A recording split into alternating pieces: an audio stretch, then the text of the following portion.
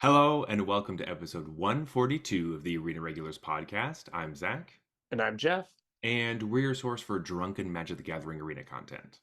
That's right. Just a couple of regular dudes drinking some irregular beers and talking about Magic the Gathering, in particular, the online client MTG Arena. And this week we have some new cards to talk about. Finally, normally with like spoiler season, I just feels like it bombards me and it attacks me right in my face, and I just don't want to see new cards when I'm just experiencing old ones. But this time around, I've been waiting for this. I'm so excited for new cards, and they're finally here. So, I would say yes, generally like twice a year I'm pumped, and that's the fall set and the like January or yeah, February set, because there are pretty mhm. long breaks between both of those in the previous set. It's true. It's true. Um, so yeah, I'm also pretty excited for these ones. It's gonna be sweet. But first, each week we bring a beer, we drink it, we rate it on a scale from bronze to mythic, just like the tiers in Arena. So, with that, Jeff, what's on tap? All right, this week we are revisiting a brewery we've tried in the past called True History. They're in downtown Toronto. Hmm. Downtown, yeah, whatever. It's not really West side. downtown, but yeah. Yeah. Depends where you live relative to Toronto. If you live downtown, this is not downtown. But they basically make only traditional styles. Yeah. So a lot of lagers, German, Czech, that kind of stuff. And everything we've had from them has been quite good. And Hmm. what made them interesting to me in the first place is the fact that they were able to succeed with that business model of we don't have an IPA, we don't have a sour, we just Hmm. make like beer that we like. Yeah. And traditionally, breweries kind of have to have those on the menu so that like to bring a bunch of people in, and then yeah, yeah, I'm saying, hipster yeah. annoying craft beer people, That's eh? right. I mean, I'm there for the IPA, you're there for the sour, and Yeah. then but no, they say fuck that. Those beers suck. We're gonna make Hmm. real good beer, Yeah. and they obviously do it well enough to still survive in particularly like saturated climate of Toronto craft Yes. beer. So Hmm. Just like craft beer in general is like yeah, starting a brewery is so difficult because a lot of it has been done already. But you know what? This one hasn't been done in a while. So excited to get these. But Jeff, what's the first beer we're drinking from them oh yeah, today? I should mention the beer, I guess. It's Hmm. called Mild Lockout. It's a Helles lager. I guess it's German, based on that name. Um, and it's 4.9%. Yeah, let's drink it. I don't know what Helles lager means, other than I've I think it's a German style. Yeah, see, this is where research would come in, but a lot of times I just get excited when I drink the beer. Um, I've definitely had a beer of this style before, but haven't had this one. All right, we do have some magic news. So, obviously, Murders at Karlov Manor. The spoilers are starting. This is only day 3 that we're recording this podcast, so we still have a long way to go. But we did have the debut video, which happened to spoil the entire story for the set. Now, Yep. in the first, what is it, 30 minutes or so, they had like this like video which had tons of cards flashing in, and it was basically them explaining what the story was. And up until that point, the story had come out, a good chunk of it, and it was basically at the point where it's like the detectives like, I know exactly who did it, and this is the final piece of the puzzle, about to Yeah. go into their monologue explaining. And then the debut video just tells us who the murderer is without letting us read the last story, or supposedly the last story. There's actually 3 more, 10 in total, but like it just seems so It bizarre to me. was it was odd. I It was was very odd. totally expecting because they do the whole murder mystery thing where it's like I'm gonna invite everyone, including the killer, into the same room, and I will Yes, reveal to you all it who was it them. yeah. They did it. Yeah. And I was totally expecting them to be like, now, they're all here, the killer is among us, like find out who it was at your local pre-release or something. Like That would some be sort awesome. of call to action to go, you know, cliffhanger, Hmm. essentially. And nope, they just like blammo put the person on screen and said this is who it was before I had even time to like react. You know, Yeah, they didn't even say like, "Hey, we're about to reveal something. You should, if you don't want to know, you should turn the stream off." it Nope. was. I just know who it was now, and I haven't Yeah. read any of the stories yet. So we aren't going to spoil that because next week we are talking all about the stories, which seemed a lot more exciting until everyone knows who the killer is. So that's like less exciting. I was sure that the cards would spoil it. To be fair, I knew Yeah. that in some cards they would tell you. So um, It's just too I hard was to make a whole set without revealing. it. It's also like Wizards' policy now. They want to make sure that if you don't read the story and you just look at the cards, you know what the story is. Right, It's right. just like how they make sets, and that's totally fine. It's just crazy to me It's actually a that good policy, I think. yeah, it's a great policy, but it just seems crazy to me that they could have just like they fumbled this so hard because they did the first 7 chapters. They could have just released the 8th chapter the day before the video comes out if they wanted to Yeah. say who the killer was. So all the people that were reading the story could have just read it and then watched the video and be like, "Oh yeah, I'm the person who cares about the story. I read it up to this point. Don't ruin it in a video when you should just let me read it in the story." I don't understand. It seems Yeah, because the problem with what they did is like I was planning on reading the stories. I still will, mhm. but I hadn't at that point. And this just because it's a summary, it's like a 20-25 minute summary. There just wasn't enough detail for me to possibly have had any guesses before they Exactly. revealed who the killer was. So I just felt like now I'm going to go back and I will have there's still an interesting aspect of now I can be looking for additional clues that the writer has put in. Mhm. I'll be like, oh, that was a clue that I may not have That picked makes up sense, on if yeah. I didn't know the answer going in. But I still am going to miss out on basically the experience of trying to figure out who the killer was myself. Yeah. And I was reading all the stories like day by day, just trying to keep up. And so this felt like a huge downer. Like I was the prime person to get let down from this.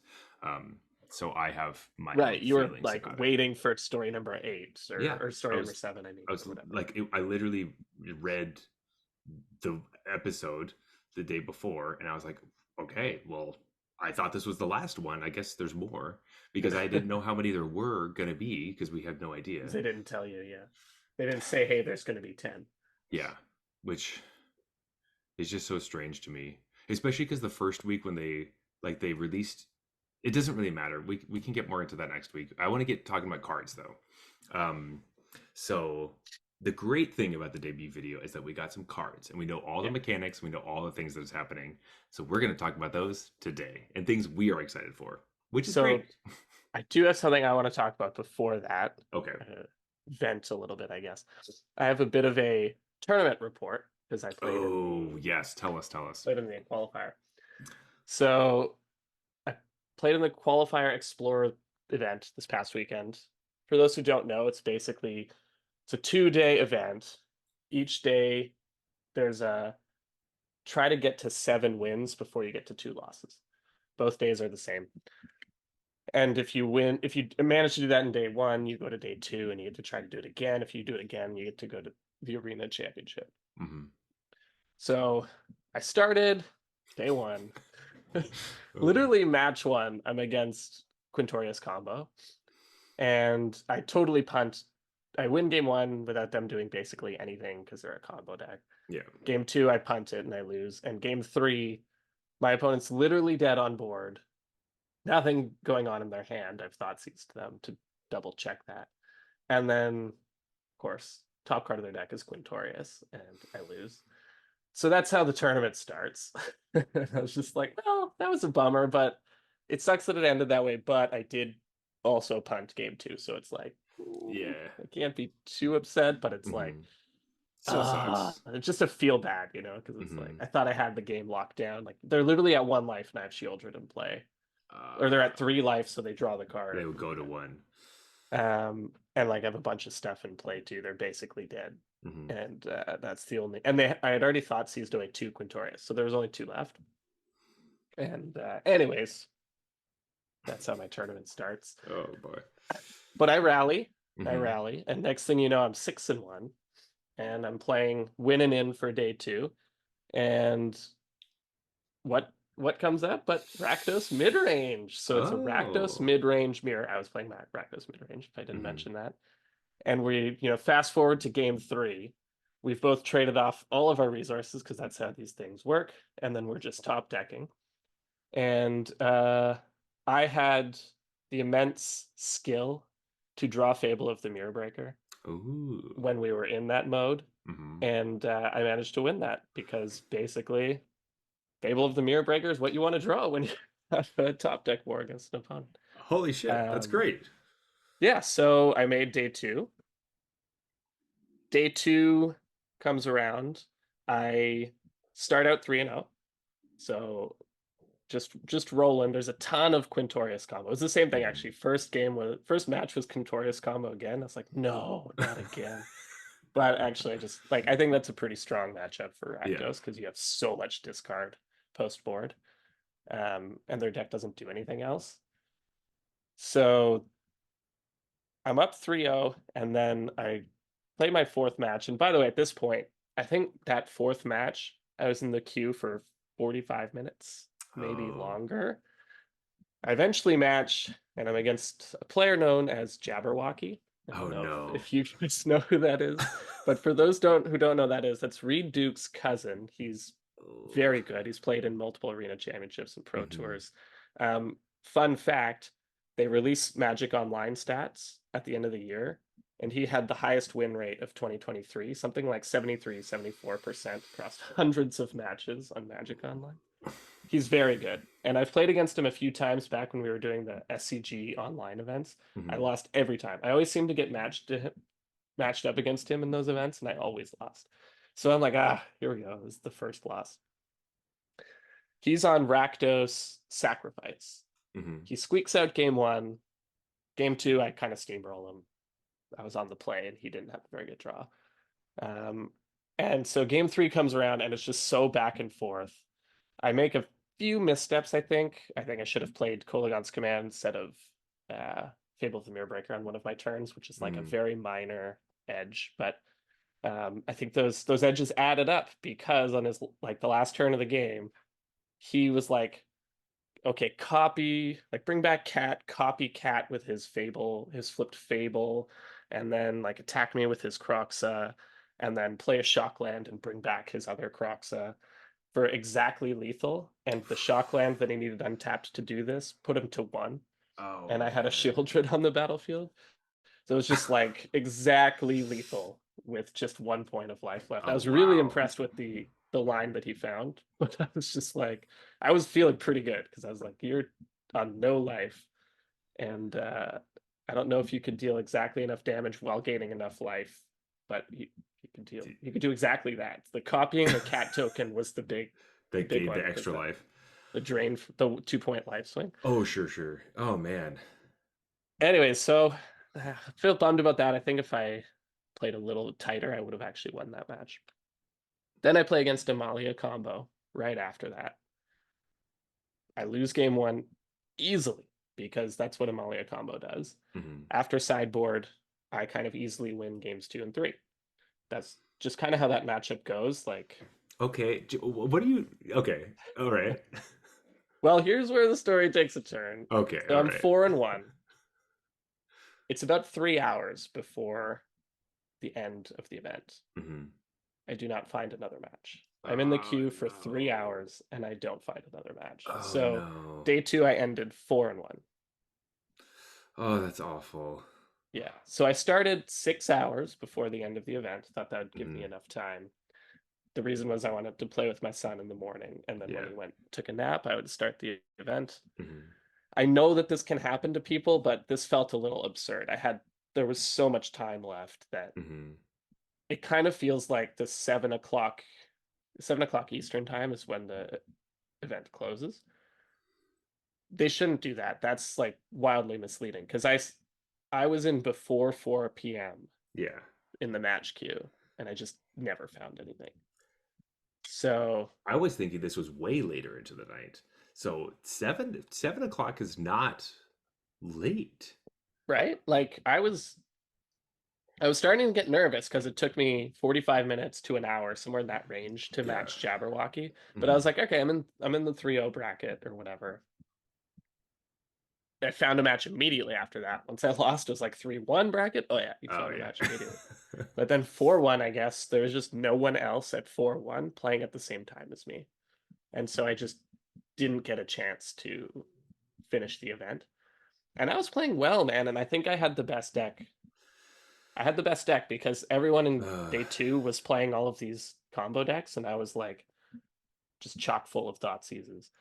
Yeah. I was playing old school Rakdos, like the new trends in Rakdos is like um don't play Bone Crusher Giant. Uh they play Preacher of the Schism instead of Oh, Graveyard Trespasser oh, that's weird. usually. And they a lot of them are cutting Shieldreds in favor of playing a Gigantha build. I think all of that is nonsense. And I Hmm. did 4 Bone Crusher Giants, still got my Graveyard Trespasser and 3 Shieldreds. And Bone Crusher Giant is huge. Like, it's just so good in the mirror. It's so good against Yeah. Amalia because it kills Amalia at instant speed. Like, Oh. I don't know. I think it's crazy to take out Bone Crusher. Hmm. It always feels mediocre, but if you look back on what it did in the game, it's always amazing. So Yeah. I think that's why people are cutting it. But anyways, that's a tangent. I'm just like, oh, it was one It's of the worst tilting. feelings ever. As the Ugh. timer like is like, you've been in the queue an hour, you've been in the queue an hour and a half, and then I'm like, well, now it's 5:30. Like, I need to win 3 more matches, Hmm. and if the queues are taking this long, like I literally can't Ugh. That because I sucks. just won't be able to do it. And then it turns out didn't even get a chance to try game to try to get the fifth win. Uh, So I'm sorry, man. That sucks I so guess you much. just have to play at like 9 a.m.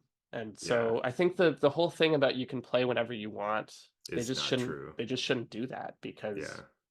there's just probably a bunch of other people like me who just never got to finish the event despite being I'm actively trying surprised. to do it. Yeah, I'm surprised that they wouldn't just like pair match you up or down, just like or like a. Or honestly, day 2 should just be a paired tournament then. Like if that's Mhm. essentially what it is, that I have to be in at a certain time and I have to be playing at a certain time in order to even have a hope of finishing.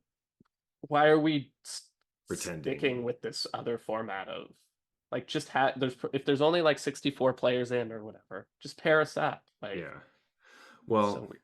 I'm I'm sorry to hear about that. That sucks, and that's just the worst feeling. I'm sure. Missed my shot at the arena championship, I think. Yeah. But I was I want to feeling say good too, and I was like when you were starting that story, I was going to say if you didn't fucking tell me that you are in the arena championship until right now, I'm going to be so pissed. Like, oh, I would I was like, have if I I'd was like, qualified for the event. I didn't know. It's I the would have kind of I would have slow rolled the whole thing and then be like, yeah, uh, so qualified for the pro tour and the arena championship. I would have been so fucking pissed. I was like getting there. I was like, you got to be fucking kidding me that you didn't say this until now. You waited like 4 days. Oh god. Yeah. Oh, there is some news that I That's such a thing you would do too. That's what. Oh, I was Uh, that's what I would have done, I mm, think. I know. I know. Yeah. But Anyway. yeah, and now the next one's gonna be like limited. So I was like, can we just run back Explore? I want to do that again. I want to play Rakdos again. I know Uh, all the matchups and I'm confident in all of them. Please, yeah. I enjoy playing all of them, so I think that helps. That is nice. I mean, limited. That's much more up my alley. I'm much more excited for that.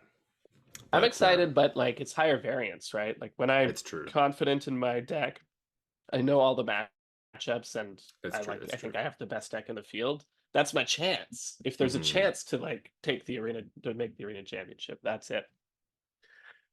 Doing it in sealed in a new format, that's I mean it's possible, obviously people do it, Of course. but doesn't seem like it benefits my skill set as It's much. true. And honestly, not mine either. It just sounds more fun to me.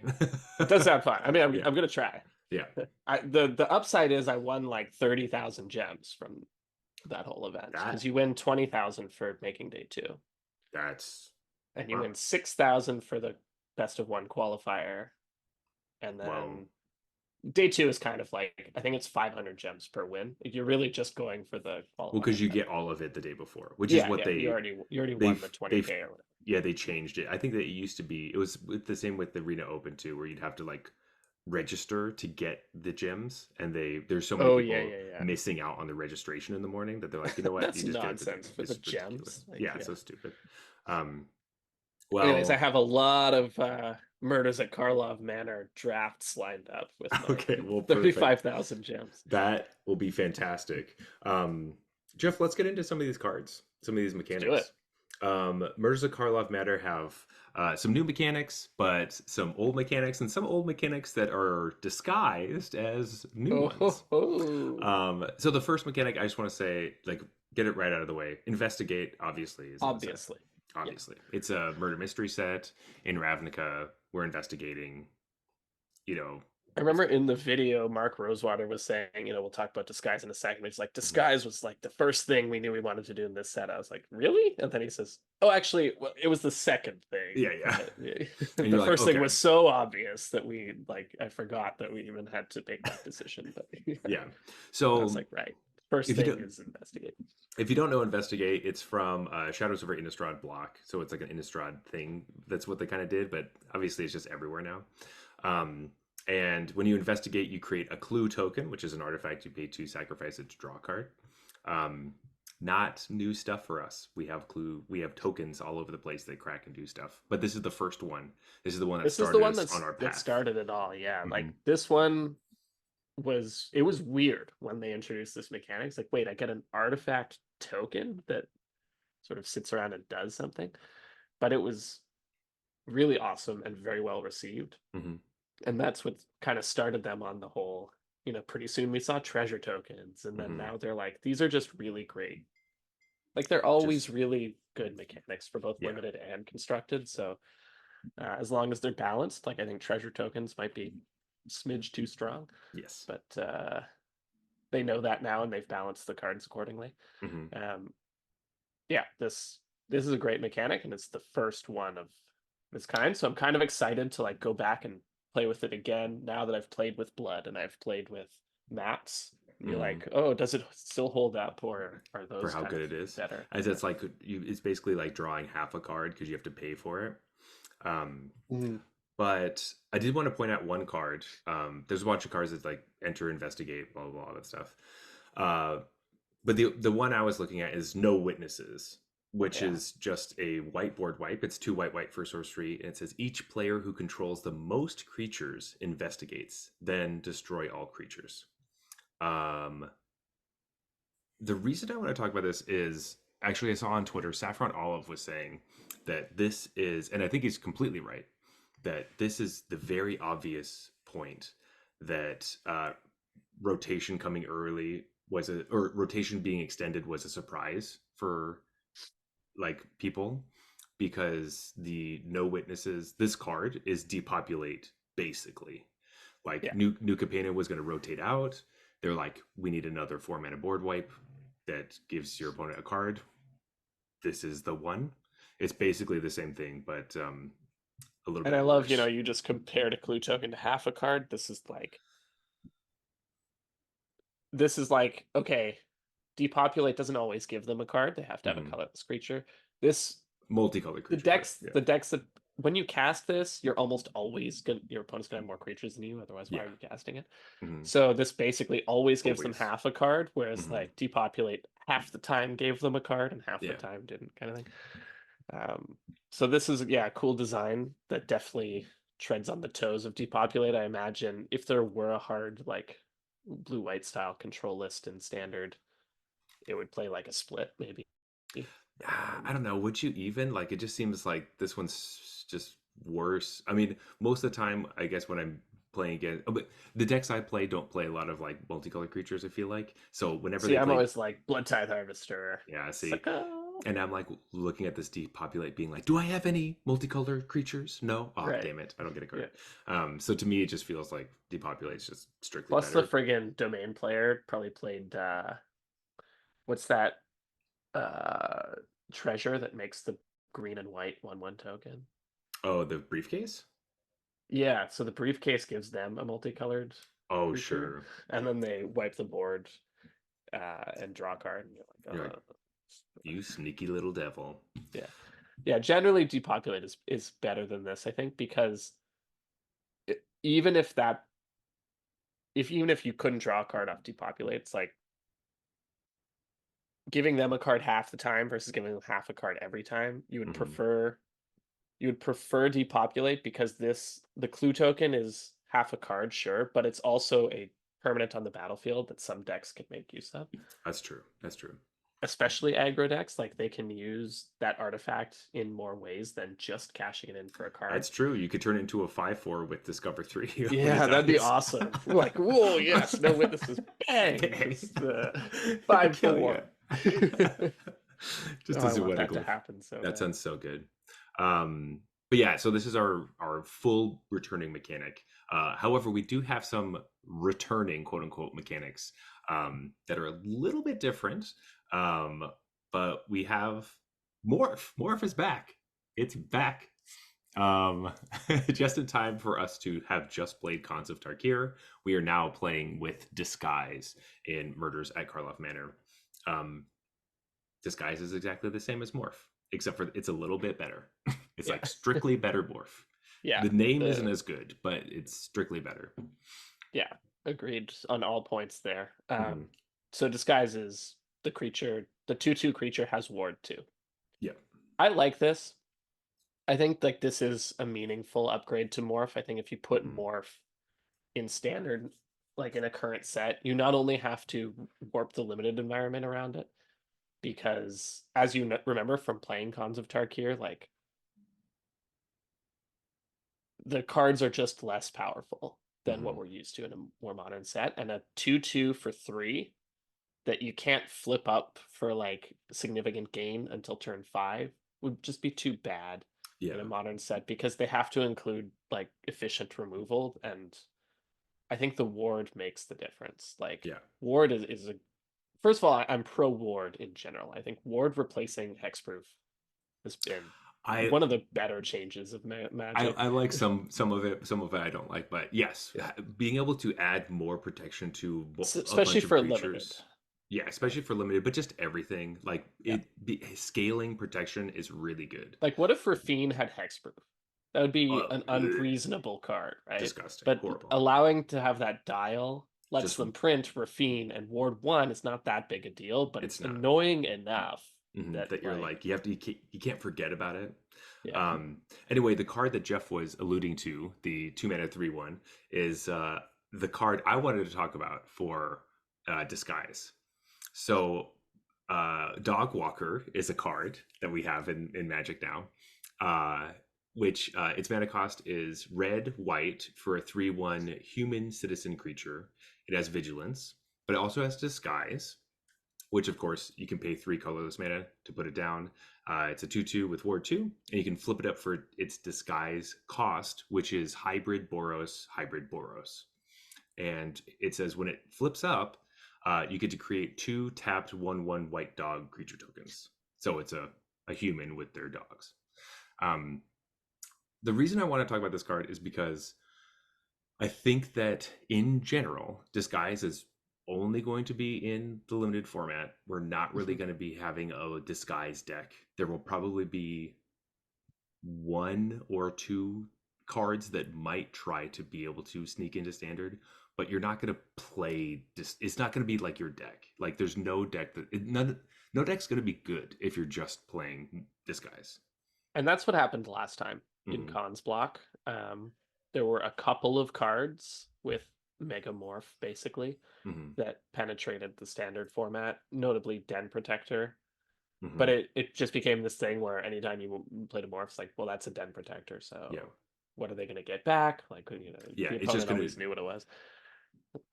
yeah, you're not playing the guessing game of like which disguised creature is the one that you think it is, like you Yeah. do in draft, which is going to be a very common occurrence, and knowing all of the different disguised creatures will be very important. Yes. Um, but Jeff, why did I pick this card? I want. Okay. To me, the Mhm, thing that jumped out to me on this card is like, and there's a few options in this set that have also given me this vibe with a mhm, few different cards.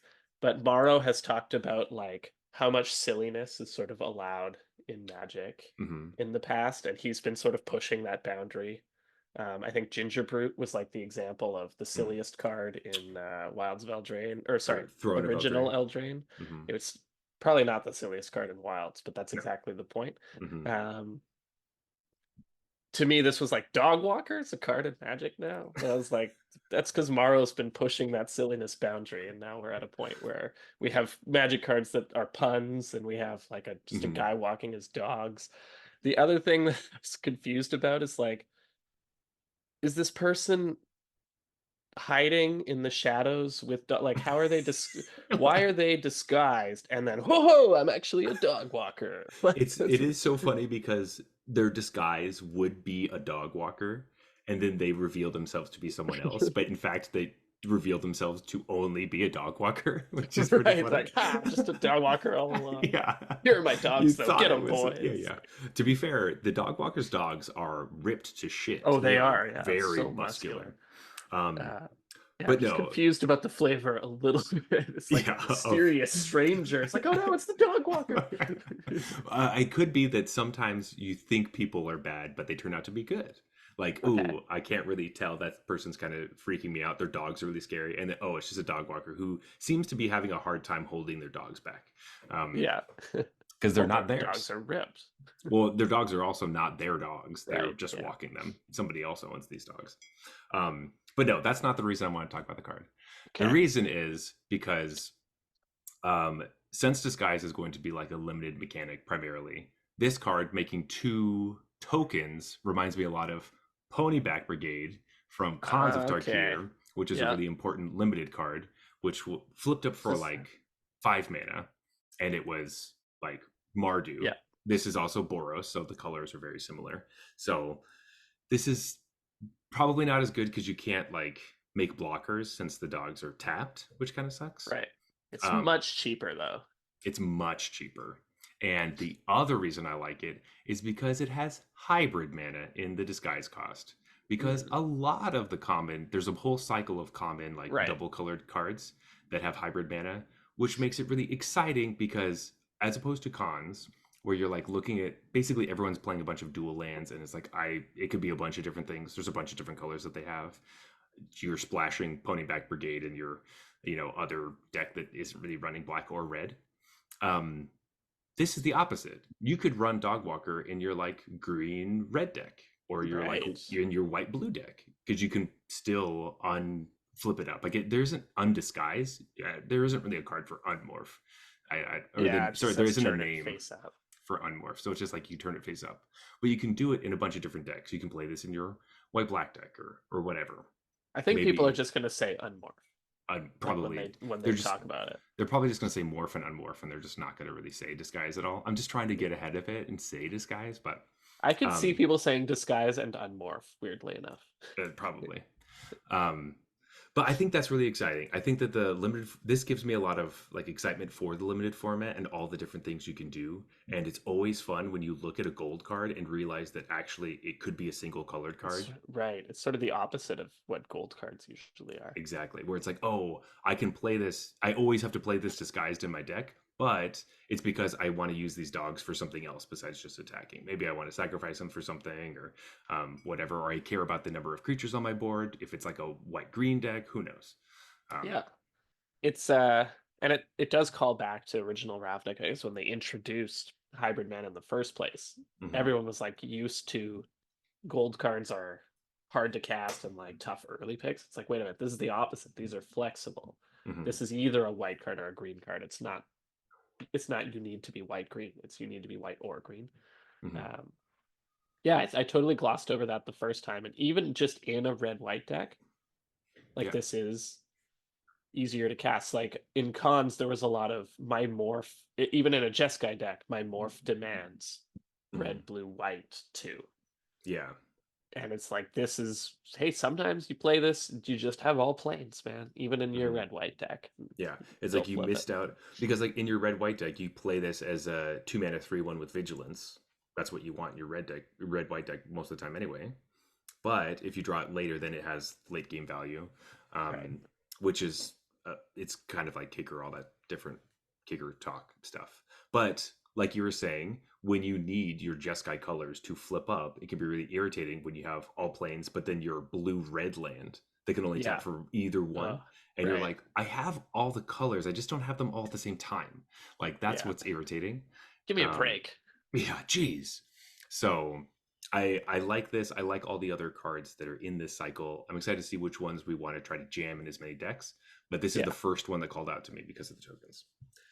And I also want to call out just the fact that this mechanic is here. It makes Hmm. sense why cons came to Arena. I think they were testing out their ability to code the morph mechanic Yeah, basically, and really lighten the load on them putting this on mechanic. disguise. Yeah, absolutely. And it just coincidentally also kind of primed a bunch of people to be ready to play with this face down ability again. Right. Um, I'm I'm really excited for it actually. Coming from getting kind of tired of morphs and all that stuff, this has revitalized me for some reason. Just seeing like, oh, I have to get ready for this. Well, okay, well, I'll be on board. Well, Um, usually when they do their second take on a mechanic, like I know cons was already their second take on morph, but it was yeah. much better executed than the first take. And this, Hmm. you expect it to be even better executed than the previous one. So, uh, and that mechanic went over well for its time. Hmm. So I'm excited to see, cards like this, like you just pointed out, just they identified what was wrong with the last time they implemented it and why it Hmm. may not just copy paste into the new set. And yeah, I think this is a very skill rewarding mechanic, but also a mechanic just leads to less non games. And Totally. so I'm really excited to try a limited set where they're a little better designers now and they Yeah. can Seems sweet. basically just not do it in a way where everyone has to just go tap land, turn three morph, and Yeah. let's stall the game out because everyone just wants to play morphs. So I'm excited to see how that goes if we don't have too much of the tap land morph thing, um, because there's keeping the rule. It's like the rule of five, which is basically a morph. A common morph will never be able to unmorph and eat the other morph creature, if two morphs get into a fight.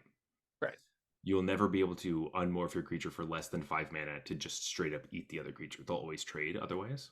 So it makes it a Yeah. little bit easier to know, like, if you get into a rumble with somebody, if you can survive or not. Now this Don't. is still like feels pretty bad if my opponent flips this, trades, and has 2/1/1s to show for it, but It's true, and it only doesn't for feel two great. mana No. feels pretty bad. But hey, that's why this card's going to be great. I called it right. um, Well, Boros is clearly going to be the strongest deck. So Obviously. We do have another returning mechanic, which is Manifest, except for this time it's called Cloak because it right. cloaks it into a face-on creature. If you're not familiar with this, it basically is morph for cards that don't have morph. So you can cloak something from your hand or the top of your library or on the battlefield or on your opponent's library or in your graveyard. I don't know. And There's a bunch of that's different things you can meaningfully do. different because Manifest was always the top card of your library. Oh, I did not realize that. Okay. Yeah. But it So, just makes sense. Like mhm. but basically Manifest like Cloak you can be a little more sneaky where like Ah, you can cloak a creature intentionally. Manifest was always like if I hit random. a creature, that's pretty sweet because I'm Yeah. gonna get them. Hmm. But for the most part, you never expected to flip your manifests. They're lands or they're just like random cards from the top of Yeah. your library.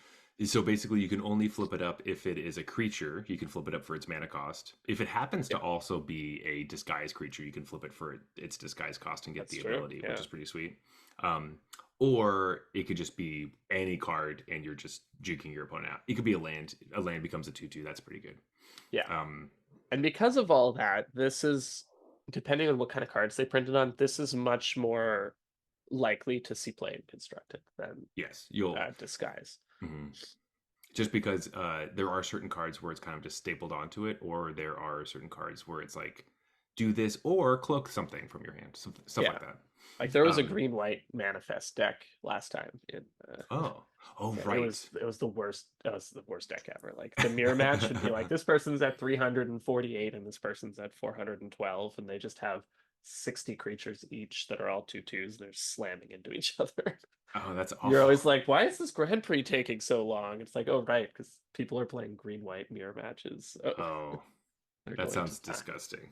I don't like that. A way for that to stop happening is actually the next card I was going to talk about, which is Vanifar Evolved Enigma, which is 2 green blue for a 3/4 legendary creature, elf, ooze, wizard at mythic. And it just says at the beginning of combat on your turn, you choose one. You can cloak a card from your hand, boom, boom, or put a +1/+1 counter on each colorless creature you control. So I don't think this card's going to be good in standard, but this is one of the cards that can totally bust a board stall if the format in the limited form, or sorry, if the limited format happens to be very board stall-y, where there's a bunch of like, I have a morph, you have a morph. Do I unmorph it to try to break through? I don't really know. Yeah. This, you just put counters on all your morphs or your disguise creatures, Well, I guess. this card's kind of a house. It could see play in standard. I think, like we're going to talk about a lot today Hmm. and for the next week or a couple weeks. I mean, the 3 year rotation is going to hurt a lot of these cards, Hmm. but this is a lot, man. Like just on its own, it's a 3/4 and a 2/2 that 2/2 That's could be a true. surprise anything. Like the fact that it Anything. happens at the beginning of combat, I think is pretty huge because you Yeah. play this on your first main, obviously, and it triggers right away. Um, It and then once also, you get a bit of a board, like you were saying, then you just mhm, start counters everywhere. yeah, on all your creatures that are colorless slash artifacts. So your ginger brutes just get counters, counters, Oof, counters, counters, love counters. that. Mm. Your I Sir flipped this Gingers. 2/2 into a 1/1 Yeah. to attack. Well, I mean, like it keeps all the counters, right? So like you can just, Yeah, for sure. Yeah, and now it can't that's be the cool part. blocked. So Yeah, seems, or it can be blocked, but they have to have haste. Blah like blah blah if blah there blah. is a disguise deck, this card has to be a part of it because you're just putting your disguise creatures down for free, For free. Yeah. uh, and then growing them. Like this is powerful, but the bar for 4 drops in standard is quite high right now. So Yeah, it's definitely not. It's definitely not oppressive, and would be really cool if it made it into a deck. I don't think it will, but I want to play this in draft for sure. oh yeah, yeah, this is an absolute bomb in draft. So Freaking bombs! It also is cool because it incentivizes you not to undisguise your creatures. right. If you're like in your that part of the game where you're like, well, if I draw Vanifar, I really don't want my creatures to be flipped, so I better keep them turned face down. Um, I think that's a good idea. Um, Jeff, we Yeah. are gonna collect some evidence. Can you tell me what this Yeah. mechanic does, what it is, and what we're talking about? Yeah, sure. It's kicker delve or delve kicker. Hmm. Basically, when you cast cards, usually it's when you cast some, but Hmm. okay, there are some other times. Like I think one of the cards has ward for collecting Hmm. evidence. But collect evidence basically means if there's collect evidence 6, you have to exile 6 mana value worth of cards from your graveyard. So it's similar to delve, but instead of saying exile 6 cards, it's saying exile 6 mana worth of Hmm. cards. So notably, lands basically do nothing for Hmm. collecting evidence. And so it's not stupid with fetch lands in the same way that Delve Delve is. was. So it's sort of like fixed Delve, and then most of the cards you're going to see this as a kicker where you choose to collect evidence. If you don't do it, you get a fairly pedestrian card. If you do it, you get some sort of bonus. Hmm. Yeah. So the one we're talking about is Analyze Pollen, which is a single green for a sorcery. You can, as an additional cost, when you cast the spell, you can collect evidence 8. Uh, Basically, on its face, you just search your library for a basic land card, and you put it into your hand. But if you collected evidence, you can search your library for a creature or any land, put it into your hand. So a 1 mana tutor later in the game. This is like what's that card from Shadows of Innistrad? The one that people like, Ulvenwald something something. It's like that. Yeah, yeah. It I has played so much of this card, I Delirium. should know. But it's the same card, right? But Delirium triggers Yeah, the kicker instead of collecting instead of collect evidence. evidence. Anyways, Anyways, it'll come to me. I'll just yeah. shout it out at some point during the stream. But we'll see how collect evidence goes. I think it's pretty interesting because it you know, to me, most of the time I'm playing, my favorite cards and decks are ones that are really low mana cost. So collect evidence to me is like, ugh, I don't want to do that at all. Like collect evidence 8, ugh, that's so many cards. Like I just don't Yeah. really want to have to do that. But in older formats, it does work very well with things like treasure cruise and stuff, where you delve away your graveyard and then you have a treasure cruise, and then you get collect evidence like 8 just by having it. So Yeah. that could seem a little busted. That's very interesting in that sense, but Traverse the Ulvenwald. traverse the Ulvenwald. There it is. I knew that you were just going to sit there and try to I figure was it like, out. I know, it's right there. It's right there. Um, Um, yeah, I mean, it's also like a bit cannibalistic with Delve. So if mhm, you have to cast this before your treasure cruise, that really sucks because your yeah. entire deck's pretty cheap. Hmm. Um, so it's basically like delving away your graveyard. Hmm. Um, I like this. I think this is kind of a fixed delve. Like Yeah. delve is busted, and this seems like it's not, but you never know with these graveyard things. It's also the type of thing where like Delve was one ability that got cheaper, and this is two abilities, one that's the cheap ability and one that's the more expensive Right. ability. It's sort of like reverse delve in a sense. Because almost In all the cards are like cheap for the most part that in the like same way collect that like evidence. prototype was reverse kicker, right? Like Yeah, prototypes like delve, and this is like yeah, kicker. exactly. It's like that weird thing. Prototype. Anyway, Yeah. um, Not the all-star mechanic. no, didn't really get there, I think this but one's going to be pretty good, though. I mean, mhm, I like, I think in general, because we've come to a spot where like, the graveyard as a resource thing has come so far, I think giving every deck a way to use their graveyard in some way is a good thing mhm, because it's just like otherwise the power imbalance just pushes too far. It's like mhm, every card I'm using, I'm then reusing it. You're not going to be able to keep up with that unless mhm. you're also doing something similar. And I think this is a great mechanic for that. Like even your aggro deck can collect evidence later on now, Totally. which is Yeah, that's like you true. said, it's probably a lot of cards to collect evidence up to Hmm. 6 or 7, but it gives you something, right? That's Instead of it true. just being totally Literally nothing. worthless, like Yeah, resource. I just don't care. That's true. Like moving away from green and black are like graveyard decks and or like Right. graveyard strategies and nobody else cares. Just being like, you know It's what, like everyone they could could do it probably use it. better than Hmm. you, but everyone uses that resource. In the same way that like blue draws cards the best, but everyone can draw cards. Yeah, or well, for the most Well, part. sort of. Yeah, I yeah, mean, sort with of. clue tokens, it's definitely true That's true. That's very now. true.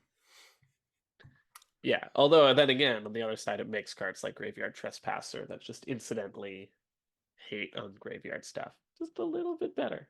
That's true. That is true.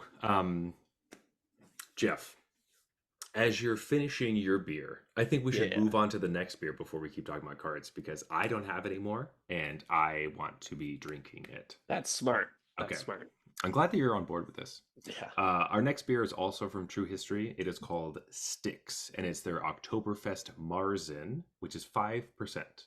So this is one of the ones that looked a little bit more interesting to me just because those types of beers are something that I'm a little bit more interested in than the Yeah. lagers. Lagers are delicious and wonderful, but they never like grab me, right? Right. So excited for this one. I don't want to give it too off topic, but I just wanted to crack this and just take a moment to say we're doing it. It was just a convenient time to do it, It I'd say. was. Um, I suspected that it would be a good time to talk about some beer. And while we're talking about that, our next mechanic is suspect. Yeah, you targeted a convenient time to open the next beer. Yes, yes, I did. Um, so, yes. I wasn't sure if I was going to talk about this specific card until you said that. Now So you now I have guess, to. yeah, now I have to. Suspect is actually an ability that just, it's like a keyword that gets slapped onto creatures.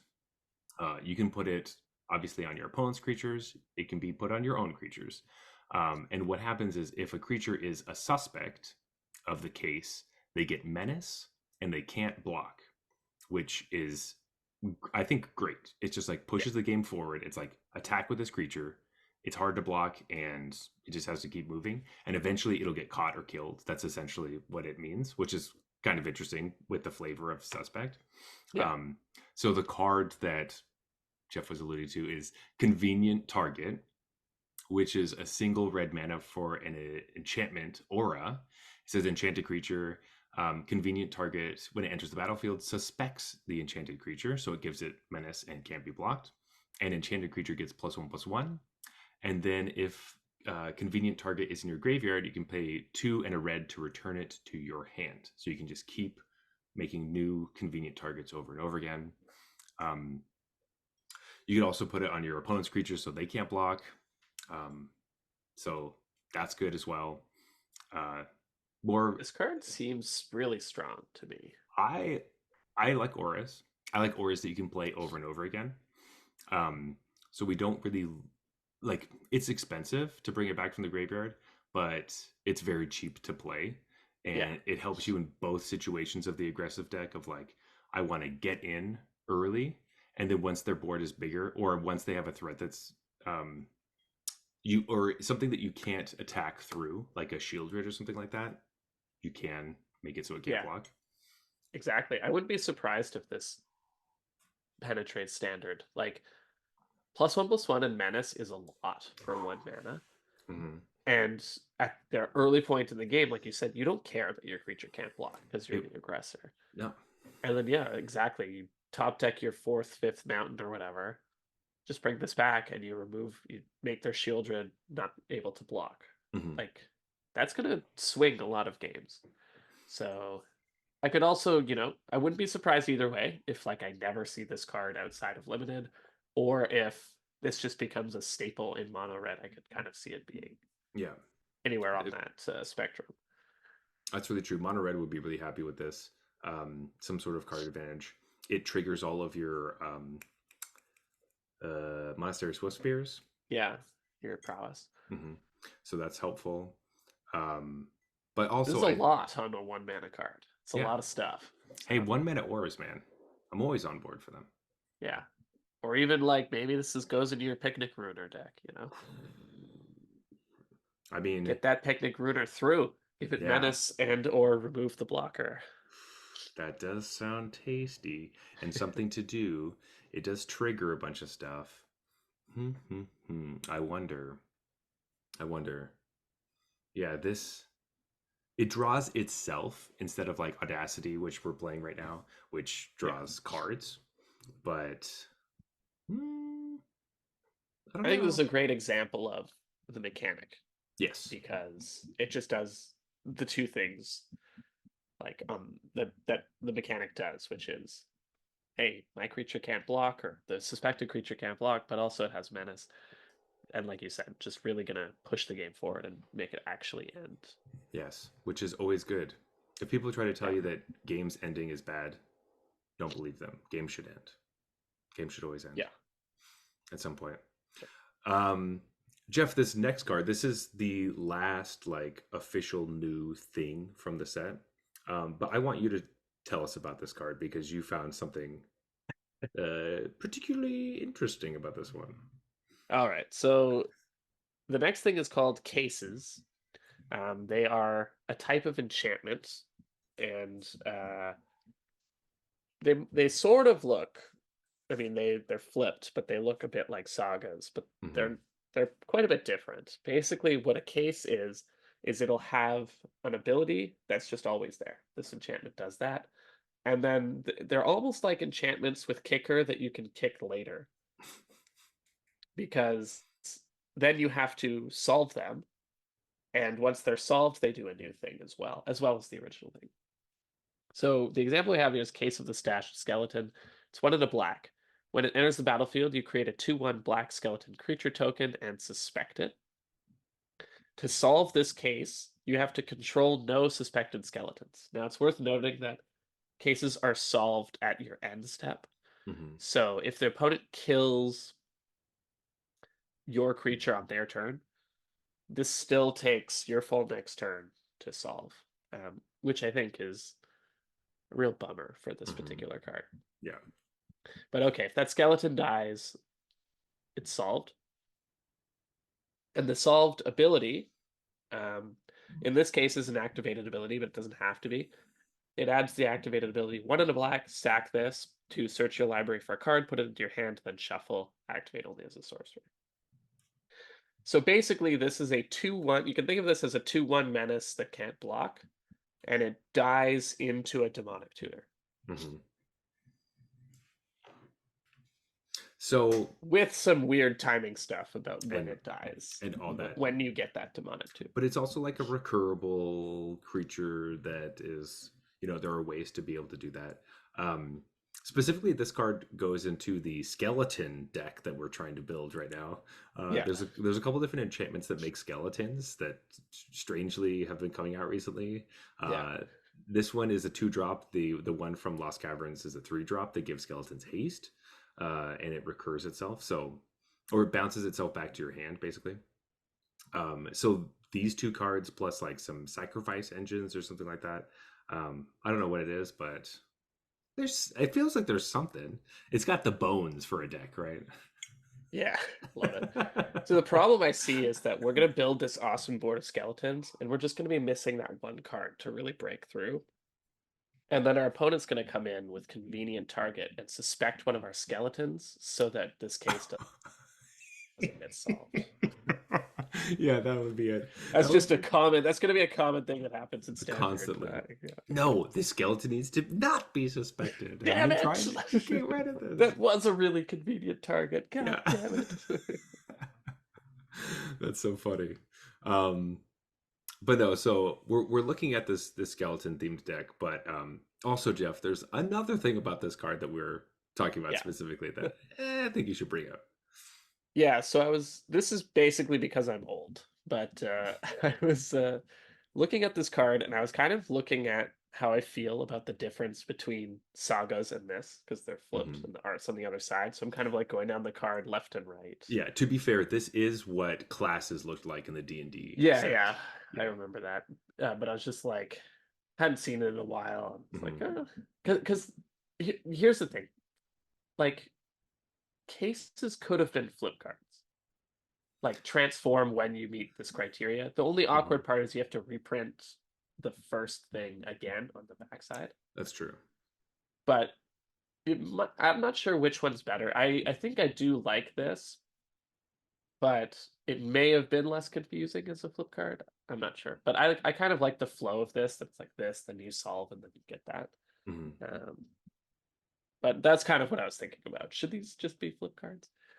Um, anyway, so I was looking, left, right, reading, and when I get to the bottom part and then I look to the left, I'm sort of in the lower quadrant or lower third of this art, and I just see a Jace doll that immediately triggers my memory because there was a card in Ravnica Allegiance that was like famous for this, just having this silly Jace doll in the art. And so I was like, whoa, that's the same Jace doll for sure.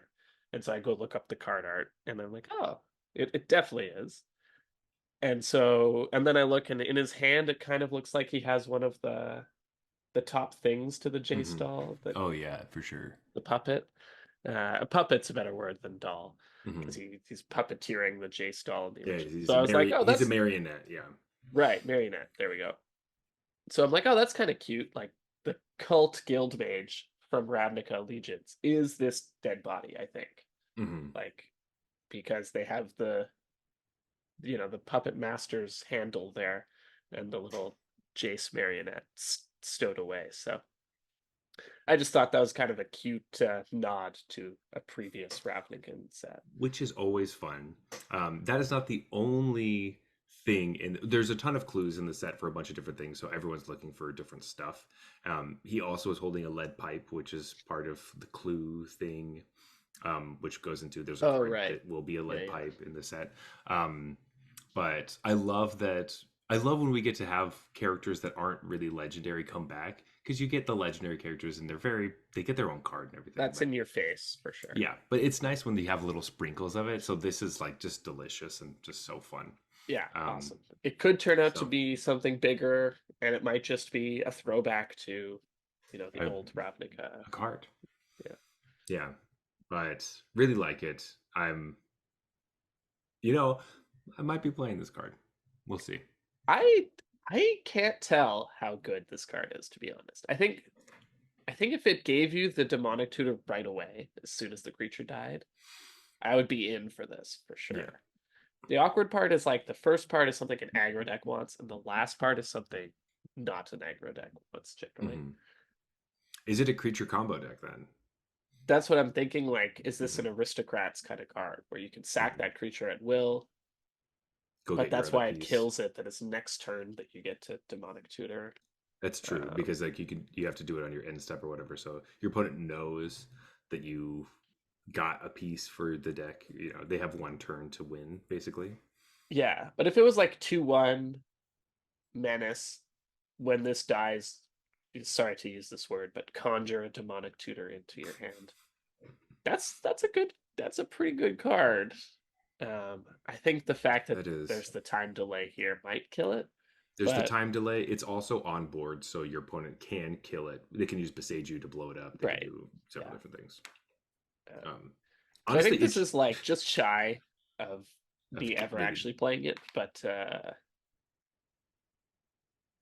yeah, it's close. It just needs a very specific deck, and I don't know if yeah. that deck exists. It's definitely one of those like it looks enticing. I think in draft it's gonna not be good because I don't know. I think a lot of people are going to play this in draft when they shouldn't. Hmm. If you're interested in a 2/1 suspect for two, you should play this Yeah, card. if And you if want, you're not, you shouldn't. yes, because like also, what are you gonna tutor like a just a big Yeah. guy, just a big boy? Like you should think of that last thing as gravy on a Yeah, card like you're already interested in. if you like have to go get something, I guess you get to draw a card. 2 mana, draw the card you want from your deck, Yeah, and hopefully it's the exactly. right one. But I think most of the time it would just not be. Um, but yeah. Anyway, cool thing. Cases seem interesting. Lots of words. I'm happy they're actually not flip cards because I like that we don't need more flip cards. After having Lost Caverns where there's a ton, it's nice to have like, you know what? Let's not. Yeah. So that is nice. This set is also sufficiently complicated already. It already is very complicated. Yeah. Well, we have flip cards is in the backside of every card just says like 2/2 with ward 2. So Right. um it's nice that we can just be like, you know what? We don't need flip cards that are also disguised creatures somehow. Yeah. That also probably doesn't work super well because you turn it face down and it's face up. So maybe they purposely were like, we Oh, can't that's a good have point. Yeah, I didn't think about that. flip Like in a cards. vacuum, maybe it makes sense to make case cards flip. But Because yeah, when the whole point is you play cards face down. then it's like you can't really cloak your thing. You're like, oh, I cloak this Hold on. just yeah, this one. You can't see it though. Yeah. It's just I kind don't of know. Maybe it should we just send a message to the animals that just play sleeveless that they need to smarten just up. get sleeves. Yeah. Yeah, it's true. I mean, you should just everyone should be everyone plays with sleeves now, except for well, everyone who's listening to this podcast plays with sleeves if Yeah. they're ever in paper. Just go Um, get your katanas. You cannot see through them. I've tried mhm. under every light. I still like Dragon Shield, but whatever. Anyway, You can see through dragon shields, man. not all, not At the ones least I like get. years ago when I last tried it. But like the matte dragon shields that claimed you couldn't see them through them, I was about to start a tournament and I was like, I can see through this. I have to You change just get these the things. black ones. It's fine. And then Well, I had like copper, I think. yeah, don't get cheeky colors like that. I have yellow katanas, man. Can't see shit. You can't see through the yellow ones. No. I don't believe you. You can't. Trust me. They're All like right. two sleeves in one. They're very expensive, I guess. Okay. All right. Anyway, Jeff, we did get some new rare dual lands, which are Yes, Shocklands, of course. It's Ravnica. no, we actually get a new type of land that, well, we're talking about strictly better things. Disguise is strictly better morph, besides the name. Same thing with Cloak, it's just strictly better manifest. So we got a strictly better temple. Yeah. These are the Surveil lands. They have they enter the battlefield tapped. They're all 10 guilds, and when they enter the battlefield, you surveil one. So Yeah. the temple's scryed. These ones do more than that. You can put something in a graveyard, and they have basic land types. Makes them fetchable. Yeah. So right. So they're temple cop. I've been waiting for these for a while because Mm-hmm. I think they've started to just replace Scry with Surveil, and I think with good reason. I think Surveil is just more interesting and better than Scry Mm-hmm. as a mechanic. Like again, we're giving everyone ways to use their graveyard, makes Surveil kind of interesting, but also just the sub game of remembering the cards that are on the bottom of my library and when in what order. Like I'm sorry to Flesh and Blood fans out there, but that seems awful to me and super boring. So let's just not make that a skill that's required for this game. Well, Um, it only matters when you get to that point in the game, and then you kind of remember when you're playing Flesh and Blood. You're like, just oh saying, right. just saying. Being good at remembering what cards are on the bottom of my deck and in what order sounds terrible. Um, and so like Surveil doesn't bother with that, and Scry Mm-hmm. does. And also Scry incentivizes like shuffling and stuff. Oh, like I know I sent this to the bottom. Let me like strategically shuffle. And while I'm fine with strategic shuffling being in like the older formats, I do agree with their decision moving forward. Strategic shuffling shouldn't be a thing. It's Mm-hmm. kind of dumb. So I've been thinking like they're gonna make Surveil temples for At some point. sure. I was just wondering, like, is it Surveil 1 or is it Surveil 2? They went with Surveil 1 plus make it fetchable, or like make it basic land types. So if they Boseiju you, you can get this, Mm-hmm. um, which I think is pretty interesting. You know, you mentioned earlier there are some hints that they were expecting rotation to have happened when they designed this set. I think this is another example. All the decks that want this probably prefer Triumph, or sorry, Mm-hmm. whatever the Triumph, whatever people are calling the Triumphs from They're triumphs. Yeah. New Commander. Yeah, like generally you want the Triumphs over this. Um, so maybe once the Triumphs rotate, I think you'll see people play one or two of these like here and Mm-hmm. there. Um, Aggro decks aren't super interested in this, No, but I don't. slower decks are interested. The problem is the slower decks are currently like 5-color soup type stuff that that would prefer triumphs. So Yeah. these have a lot going for them. I think they're good enough to see standard play in a traditional standard environment. We've just in an environment that has such good mana right now that Mm-hmm. it's going to be hard for these to crack. So I would wait for like a year Yes. Next before you'll fall see this a lot. I think you'll see one or two here. Like Esper will play the blue black one, and or some. Yeah, or yeah, something something like like. that. But Eh, we're literally talking like 1 or 2 copies in the 75. yeah.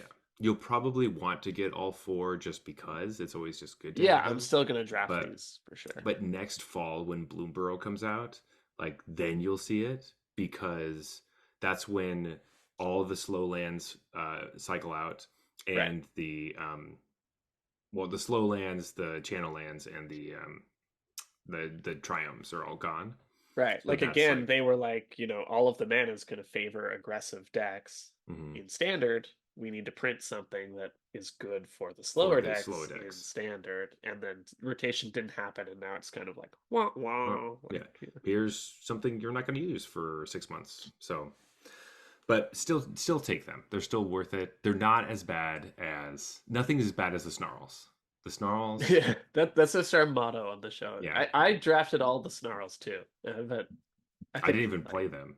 yeah, no, I don't think I ever played any of I them. drafted them. I just don't. I don't play them. You never know, but like they might have just decided to go cold on standard mana for a few years, and like that's the best you got. That's But true. That's true. uh, But that's not that's what they not what did. happened. In fact, they're like, you know what? You could have more mana. How about that? Yeah, you have all the mana. So it will be interesting to see in the future how they slowly either adjust what the mana bases are going to look like in the future. Like we won't Yeah, realize probably till next year what it's going to look like, but but yeah. I like these. I think this is a good fix, quote unquote, or like a good modernization of temples hmm because I'm temples are a bit lackluster. yeah. I have like all the temples in paper, so this makes me a little sad, but that's also because the temples are like 25 cents. So Yeah. it's like, oh, now these are literally don't ever use these ever. Cool. All right, Yeah. never mind. I mean, like in Commander, you still can only play one. That's true. Sweet. So I'll just forget. Which is this the one that's Scries or this one that surveils? I don't remember. Yeah, I'll have to like read it. What a bummer. No, commander games are too long. You can't read cards. Zach's just out there fetching temples. No, you can do it. Yeah, for sure. Jeff, there is a sweet planeswalker we got to talk about. Do you want to read out Kaya Spirit's Justice? Sure do. It's 2 white-black for a planeswalker Kaya with 3 loyalty. It has the totally new player friendly static ability that says whenever 1 or more creatures you control and or creature cards in your graveyard are put into exile, you may choose a creature card from among them. Until end of turn, target token you control becomes a copy of it, except it has flying. I know everyone totally parsed that, so Yeah. let's keep moving on. Keep moving on. As a +2, surveil 2, then exile a card from a graveyard. +1, create a 1/1 white and black spirit creature token with flying. And -2, exile target creature you control for each other player. Exile up to 1 target creature that player controls.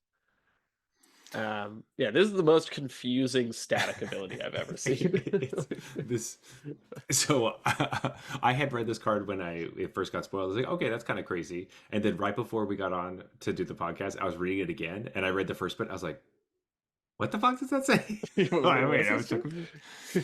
Basically, what it's saying is that every time you exile something, you get to then also exile a creature card from a graveyard, and then you can make one of your tokens turn into it, but it has flying until end of turn. No, so like whenever something gets exiled from play or your graveyard, you choose if it's a creature, you can make a token a copy of it. Oh, what are the creatures gets exiled? See, even as we're talking about it, and it's a bummer that it's not from library. But anyways, it has to be like something gets exiled from the battlefield or from your graveyard. Yes. If it's a creature, you can make a token a copy of that. But you only get to choose one of the creatures again. So if you exile your whole graveyard, you don't get. Right. I'm on board. I'm on board now. No, it's not the beers I drank before this that are confusing me at all. It's definitely Yeah. No, it could be that. It literally just is confusing. It's super confusing. But before we get into all the other abilities, just this by itself, a planeswalker that is 4 mana, there is a very common 5 mana spell that exiles all the creatures on the battlefield and then creates a token. Right. Might be good in this deck. Hey, not only am I going to exile all the cards on the battlefield, I'm going to make a token, and then my token turns into the best creature on the battlefield. But it's only until end of turn, and the token. Oh, I guess so. It doesn't have. That's true. It doesn't have haste. That's true. So unless something has haste, I don't know. This is a very weird card. That's why I wanted to talk about it because it's like so weird. It also becomes a copy, so you don't get any of the enter the battlefield effects. Right. Because I'm like, is it a reanimator thing? No. No. Because generally in reanimator, you want to ETB. Like, what am I supposed to be doing with this? Just big dumb stats.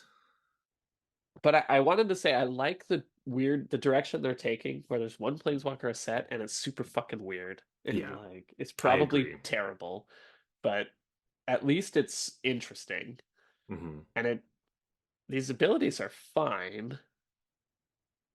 They all work. Plussing, like the thing that jumps out to me is plussing to make a 1/1 with flying is good. It's very good. Everything else seems like I don't know. But I mean, surveil to exile a card from a graveyard. This is what got me confused. So surveil to, then you exile a card from a graveyard, which could be a creature, which could turn a token into a thing. Right. So I guess you're supposed to make a token, and then on your next turn, surveil and exile from your own graveyard a creature, and then make that token a copy of that. And I guess that creature has to have like 12 power or something for this to really be worth it. Or like when it attacks, it does something. But then it also gives the token flying, and the tokens it makes already have flying. But you can turn. Oh, it's a copy. The copy would get rid of the flying, I guess. So it's like, I see. Oh, right. Yeah, it would become a So copy it's of just that. saying like, okay, It also has but you flip. could it works with clue tokens as well. Yeah, Yeah. so you can like turn a clue into something, and then whenever that attack, like you could turn it. I don't really know, but you could do a bunch of stuff. Maybe it's you play this in a top end of like some sort of Azorius with See, I white want to deck. combo it. I want to combo it with the other weird ass Planeswalker we got, which is Yeah, Ashiok, which was all about that's like true. exiling cards. And whenever you That's exile a true. card, the tokens get it makes tokens that get a counter whenever you exile a card. So if you copy something, they still have those counters. That's Like true. And it's they like a weird combo. it But that's goes why I right was into saying it. like Kaya doesn't care about library exiles and Oh, and Ashiok Ashiok. exiles from library. Oh, But yes, yes, yes. otherwise it works super well. Um, so I'm gonna make like janky, weird planeswalkers dot deck, and that's gonna be four Kaya, four Ashiok, and then I don't know. We'll throw some of the weirder Kellens in there too, because why Yeah, not? Yeah, fucking Kellen. this card could range anywhere from wildly unplayable to like decent, They do this and with Kaya all the time. yeah, Remember the 3 mana Kaya that everyone was like, this card's fucking trash. And then everyone's I like, well, love it's that card. either I play it all the amazing. time. Yeah. So it's like people are either, this is amazing or terrible. I Um, actually want to play that card in Timeless because I think it would be excellent oh in yeah. Timeless. I Wait, mean which one are you talking about? The tokens one? Or the one before that. the the 3 mana one. There Or are the two two 3 mana Kayas, and one of them cares about tokens or something. I'm not talking about that. I'm talking about no the one that exiles exiles 1 mana one cost mana stuff. cards. Yeah, Yes, yeah, yeah. that would That's be the good, that's the and one I'm that talking could be about. good in Timeless. It That's true. exiles graveyards Hmm. and one mana spells. And there's a lot of 1 mana spells. That does make A lot of sense. graveyard stuff. Hmm. That sounds cool. I'd be down Yeah. for that deck. Anyway, but yes, I'm definitely on board for this type of design, even though I completely misunderstood it when I read it the first 3 times. I'm still not 100% sure I get it, but I think Yeah. I understand what they're trying to say. Um, It's just like now Kaya makes ghosts, I guess, yeah, and instead it of wants you killing to be ghosts, tokens, but also wants you to but have also creatures. it wants you to be tokens, but also yeah, but also have some sort of big creature or know that your opponent has a big creature. Is it good enough for your opponent like to just make an Atraxa? It doesn't enter, but you get to swing with a 7/7 vigilance lifelink flyer. I don't Yeah, know. that's what I'm gonna find out. Like I said, Plus I think plus it two ranges gain ranges 7. from Yeah. wildly unplayable to decent. I have a hard time believing it could be much better than decent. It's And also if I like had to guess, I would say it's like my money's on pretty close to wildly unplayable yeah. on that range. Yeah, But like cuz it's so weird that I've just never this could be doing something that's more powerful that I'm not really understanding right now until someone this is gonna be one of those when someone whoops my ass with this card, I'll be like, oh, that's what it does and what you're yeah. supposed to do. Okay. So, question with this, if you -2, so you could like 4 mana play it -2, exile target creature you control for each other player, exile up to 1. Do you have to have a target for this to Uh resolve? you have to exile your own creature, yeah. So Like you there's can't no way just like around exile it. theirs for free. Okay, if you have 0 creatures. I think the idea is you have a token and an awesome creature. The awesome creature cannot get through their awesome creature, so you're like, get rid of those two, copy it onto my token and No, attack. you have 2 tokens that suck. They have 1 awesome creature. You exile one of your tokens and their awesome creature. Make your token their awesome creature, and then you attack. Right? The problem is that static is creatures you control. You don't get to copy your opponent's stuff. It's creatures you What? control or creature cards in your graveyard. So that's what I'm saying. It wants you to be tokens and creatures at the same time because you have to have the creature. So you Oh, with the what the minus fuck? two, you Wait, only get to copy your own creature. I feel like we should just. The amount of times I still don't understand this card. Yeah. Are you kidding? Okay, whenever one over creatures that you control or creature cards in your graveyard. Okay, this card sucks. It's That's what. asking a lot. That's It is why I kept asking a saying lot. Atraxa because I was like, oh, your opponent I was playing like, yeah, you Atraxa. could put a Traxa in this deck, I guess. No, no, no, you shouldn't put Atraxa in this deck. Um, no, I don't like this at all. I exile my Atraxa and your 3/3. Yeah. Copy Atraxa onto my 1/1 token. It's just no, it's terrible. Um, I don't like it. I don't It, like it it anymore. it's rough. It's a rough design, man. At It's 4 rough. mana, it's like, whoa. The fact that it only says your, which I didn't realize the first four times I read this card. This is like premium jank, you know. There's going to be like you know, you mentioned Saffron Olive before. There's going to be a Mhm. deck that he builds around this thing. But Probably, yeah. I'm intrigued by it, but I think it's probably terrible. Yeah, I don't know if I even care about taking this card in the draft at this point. Um, Yeah, maybe honestly +2 surveil 2 every turn is probably good enough in draft, but or just like make 1/1s every turn. sorry, I guess I meant for my no pass list. I don't know. We're gonna Oh talk yeah, about no. that. We're gonna talk about that in 2 weeks, but usually the planeswalker gets on there. I don't know if that's gonna happen this time. Nah. Yeah. All right, so let's Um, just we talked about the lands, we talked about the mechanics, we talked about the planeswalker. Let's just talk about some sweet cards. let's do it. Let's bust through these. So the first one is one that just seems ludicrous to me, so I put it on here. What the fuck is this card? It's called War Leader's Call. It's 1 red, white for an enchantment. Creatures you control get +1/+1. I'm already most of the way towards interested. It's like a glorious anthem. Yeah, but a little easier to cast if you're Boros. Sure, sure, sure. And then whenever a creature enters the battlefield under your control, War Leader's Call deals 1 damage to each opponent? Are you kidding? Staple. Stapler. Whoa. This is good. Like there's some fringe there's a fringe deck that is basically red white convoke Yeah, it's just Boros standard Convoke. right now. Imagine if they had access to this thing. They do now. Yeah. That literally might be enough to push it up to be an actual Yeah. competitor, because I've played against that deck a bunch of times, and if it does its thing, yeah, you're fucked. Mm-hmm. But for the most part, it just has too high a fail rate. Mm-hmm. But this is such a good backup plan, quote unquote, that like I guess this is actually probably just plan A. Yeah, this is probably just Now, plan A. like, It's just like make all your little stuff big, and then you're making a ton of tokens because that deck was playing the Pia Nolar card, yeah, which lets you like exile whenever you like play a card from exile, you make a 1/1, and so you're just like you're just making tokens all over the place, and then they get big, and they also deal damage to your opponent, and they have haste, yeah, it's like nuts. nuts. Like just think about what's the like worst card in that deck right now. It's probably the 2 mana 1/1 that makes another 1/1 with flash. Like just on its own, the weakest card probably. Uh, uh, Maybe, but it also enables their.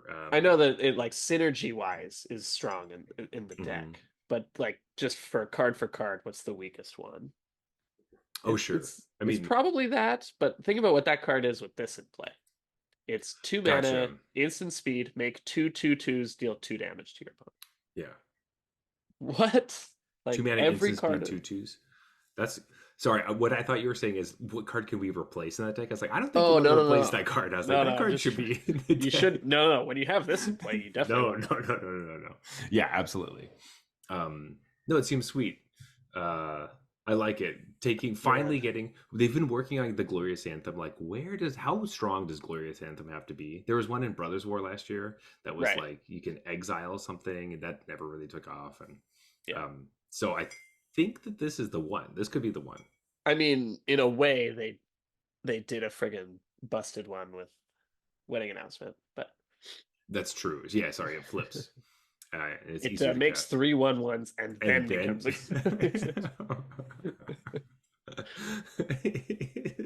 Turns stupid. out that was enough to Yeah, see that was some enough. play. Yeah, you're right. You're right. Single Not to mention, color. sometimes you can draw a card if you're more interested in that than the 1/1. That's true. You're like, you know what? I have too many Just creatures in case already. making 3/2/2s and a glorious anthem wasn't enough. Oh god. Anyway, sweet card. Um, Yeah, this one just really jumped out to me as like that my inner Boros is calling. Like you give me Lightning Helix and yeah, now this. Like I feel like I have to play Boros now. I I have am to. so for it. I want. I just.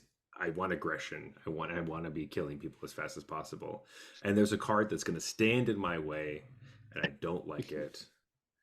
Yeah. Um, Jeff, what's this stupid card, and why are So people on our excited about train it? of like taking old classics and just making them better, Hmm. here we have improved Mana Leak. Hmm. It's No More Lies. It is white blue specifically, Hmm. but it says counter target spell unless its controller pays 3. If that spell is countered this way, exile it instead of putting it into its owner's graveyard. Yowza. Like, you're just going to see this all over the place. This Yeah. card's just great. Um, like, certainly the blue white deck and Explorer is just Hmm. jamming 3 of these now. But I was gonna say, like, I do think, yeah, Explorer, absolutely. Pioneer, this card just like, yeah, finally we have a card that we've been really wanting. Um, Standard specifically, I do think it's the interesting, like, it is harder to cast than Make Disappear, and Make yeah, Disappear does have long, like, further reach as far as like you can force your opponent to tap 4 mana, and you get to a copy, which kind of fucks up some your opponent trying to counter your spell and stuff. yeah. Um, with I also think that the like spell not going to the graveyard matters less, but I definitely think this is a super powerful card, and all the blue, like the Azorius mages, are coming out of the woodwork. When you Yeah. see Gabriel Nassif tweet, "Oh, I'm back in" to this card, you're like, Yeah. "Well, it's this is the card, you know." So I think it's super strong in older formats like that, and we'll see what it This does. is a But hell of a card. I wouldn't even be surprised. Like, I think there's merits to both sides of No More Lies versus Make Disappear, but I wouldn't be mhm. that surprised if Esper just swaps Make Disappear for this. I think people are definitely going to. It'll be interesting the cases where you decide that that's not what I'm saying Right. is It's I, like, I where think does it there settle? I do think there's times when maybe that's not. Oh, I don't think it's just strictly better, which a lot of these other things have felt strictly better. Yeah. Um, but this explore this in your Niv Mizzet deck. Yeah. Like if we're For playing sure. this instead of Dovin's Yeah. Veto, hmm, Absolutely. Dovin's Veto gets kicked to the sideboard, and this hmm, this goes right in the main. because this gets all the stuff. Yeah. Um, Great, super great. And Mana Leak was one of the cards when I was a kid that always looked so cool and good, but I just didn't understand it. I just right. loved the art and I loved the idea of it, and I saw it in different decks and stuff, and so it's always been so, I don't know, near and dear to me. So seeing this card, it makes me a little sad that we're in this world of, you know, where we are with cards have to get better, but Yeah. I like that it's around. The 3 mana, pay 3 mana, just means something. It's nice. And they've been so hesitant to give it to us. There've been so many versions that are 2. Hmm. And like, they started with just, okay, counter target spell unless this controller pays 2. And then they've been kind of boosting that in various ways until we got to Make Disappear, which is like a really strong version of what's the card that is the I don't even know. just the Two 2 mana, mana. two. Yeah. I don't know. Anyways, it's you don't know it because it's not good. Gotcha. But they moved down to that bar and then slowly started like, what if we give it cycling and stuff like that? Hmm. Um, Now they're just like, here's Mana League, but better. Uh, Hmm. Harder but to of cast, course, it is but harder to cast, so it's not strictly better. But it's mhm, like, I was surprised when I read this because I was like, they've been dancing around actually giving us a Mana League for so long, like mhm. years, years and years and years, And to be decades fair, probably. like I know I just said that the graveyard stuff doesn't matter that much.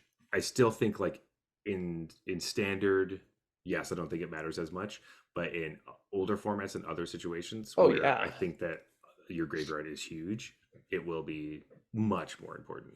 the extra Um, text on this versus Mana Leak is really non-trivial. That it's mhm. like a significant upgrade, Yeah, well, the extra text on Mana Leak is a flavor text, so yeah, totally, right? it is much better.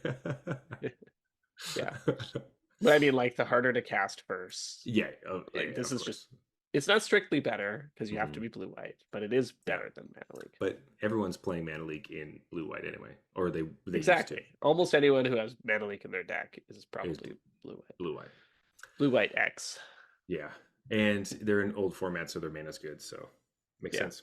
Um, do we have more strictly better cards to talk Yeah, about? Yeah. speaking of strictly better, for those who like, and I think of this card as relatively recent, so I was like, wow, they're already upgrading this card.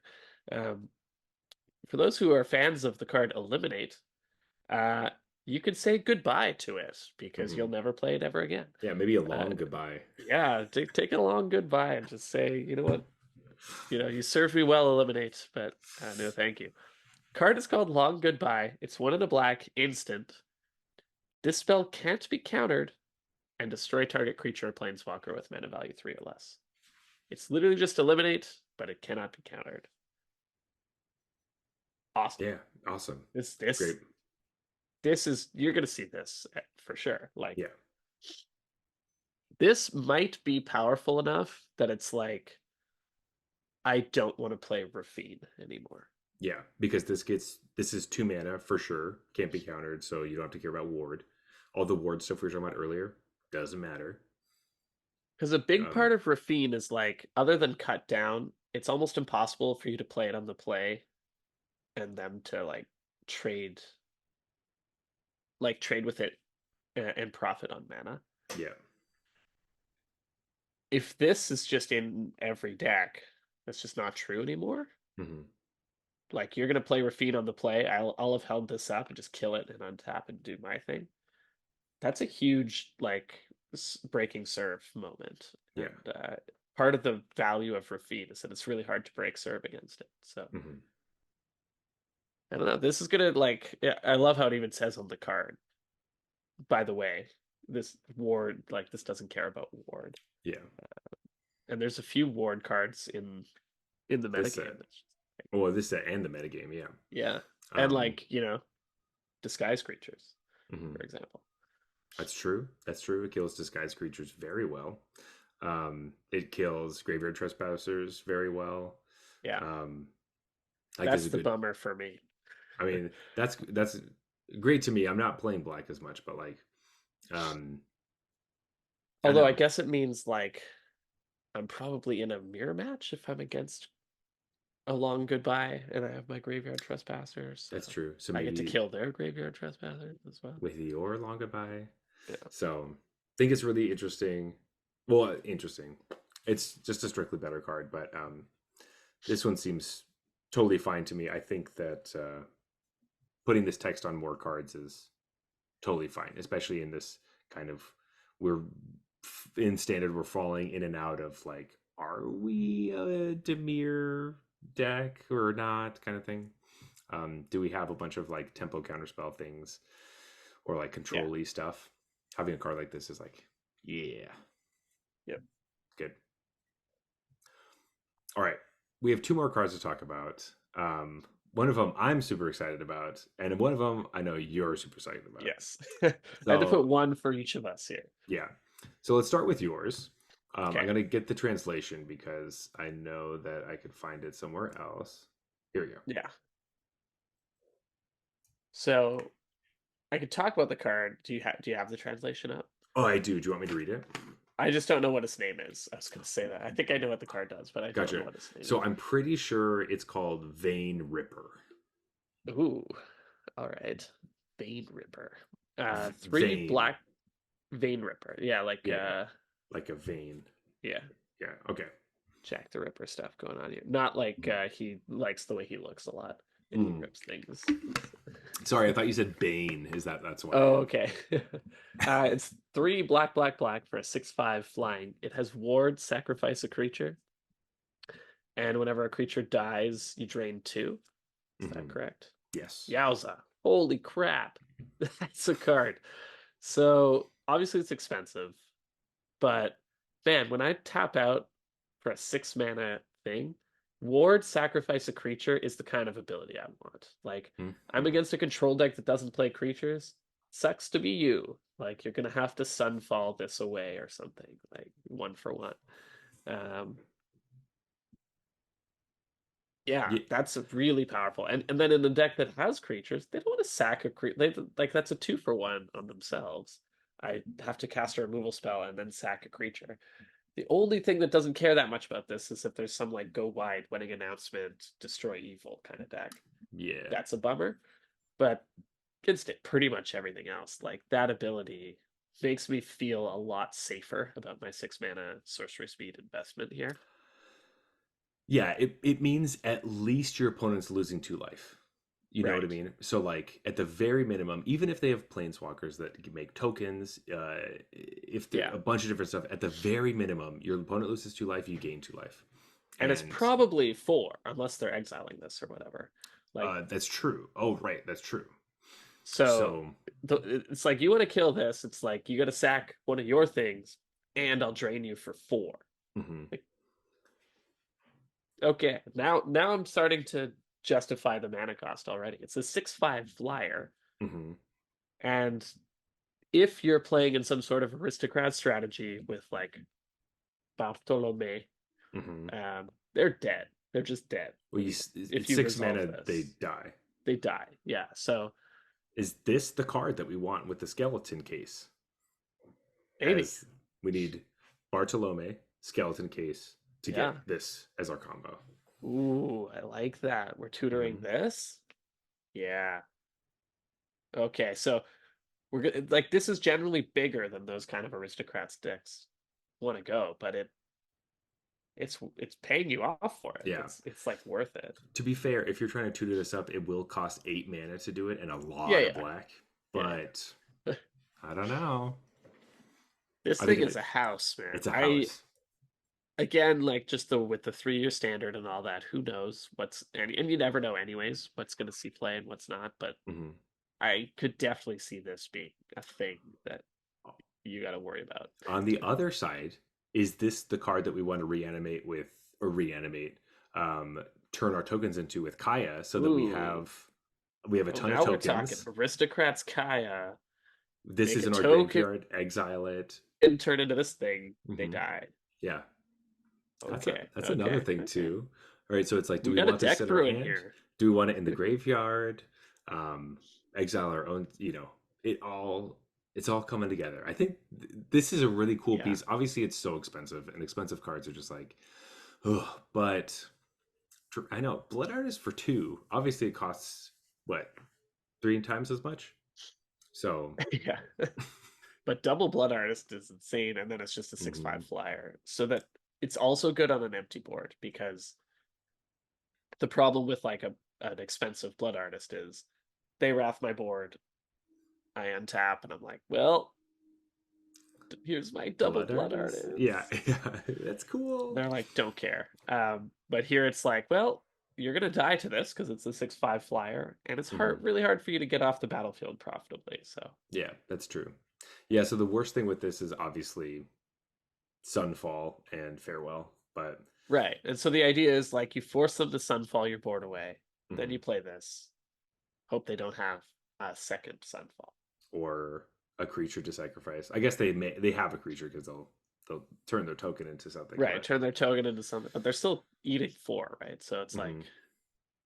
Hopefully they die, yeah, and then it's I dead, like this card a and then lot. it's in your graveyard, and then And then you slam Kaya. yeah, the slam Kai, you turn a clue token into it, boom, Game over. profit, game over.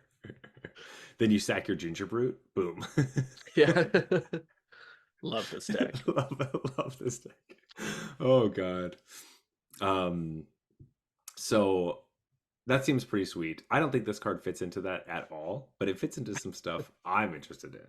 Yeah. So, this is Delny Streetwise Lookout, almost like our beer tonight. Mild Lockout, so close to Big Yes, Lookout. very close. Yeah. Um, so this is 2 and a white for a 2/2 legendary creature, Human Scout, and it says creatures you control with power 2 or less can't be blocked by creatures with power 3 or greater.